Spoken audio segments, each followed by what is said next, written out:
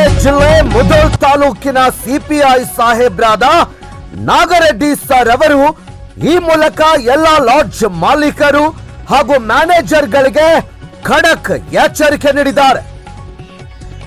ಯಾವುದೇ ರೀತಿಯ ಕಾನೂನು ಬಾಹಿರ ಚಟುವಟಿಕೆಗಳು ಮತ್ತು ಅನೈತಿಕ ಚಟುವಟಿಕೆಗಳು ನಡೆದದ್ದು ಕಂಡು ಬಂದಲೇ ಅಂತಹ ಲಾಡ್ಜ್ ಮಾಲೀಕರು ಹಾಗೂ ಮ್ಯಾನೇಜರ್ಗಳು ಅಂತಹ ಪ್ರಕರಣಗಳಲ್ಲಿ ಪ್ರಮುಖ ಆರೋಪಿಗಳ ಪಟ್ಟಿಯಲ್ಲಿ ಸೇರ್ತಾರೆ. ಅಂಥವರ ಮೇಲೆ ಯಾವುದೇ ಮುಲಾಜಿಲ್ಲದೆ ಕಠಿಣ ಕಾನೂನು ಕ್ರಮ ತೆಗೆದುಕೊಳ್ಳಲಾಗುತ್ತೆ ಅಂತ ಖಡಕ್ ಎಚ್ಚರಿಕೆ ನೀಡಿದ್ದಾರೆ.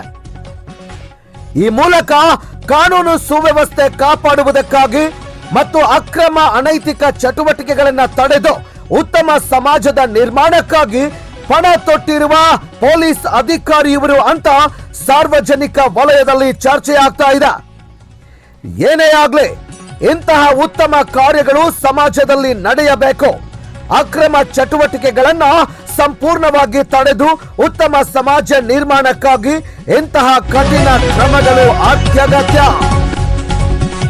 Bureau report, TV 21 Ranabete Kannada news, Mudhol ನಗರ ಹಾಗೂ ಮುಧೋಳ್ ತಾಲೂಕಿನ ಇತರ ಭಾಗಗಳಲ್ಲಿ ಲಾಡ್ಜ್ಗಳಲ್ಲಿ ಅಕ್ರಮ ಚಟುವಟಿಕೆಗಳು ನಡೆಯುತ್ತಿದ್ದ ಬಗ್ಗೆ ಮಾಹಿತಿಗಳು ಬಂದಿದ್ದಾವೆ.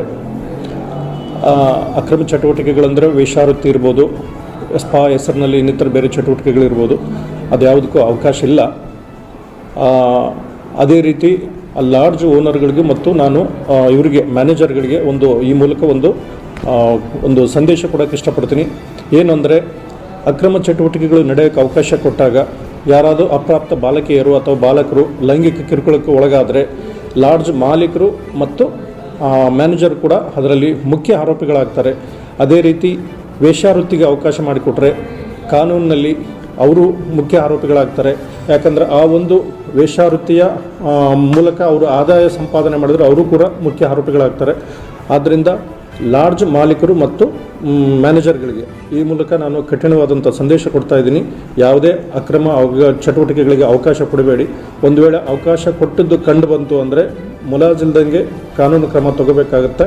ಈ ಮೂಲಕ ನಾನು ಒಂದು ಎಚ್ಚರಿಕೆ ಕೊಡ್ತಾ ಇದ್ದೀನಿ.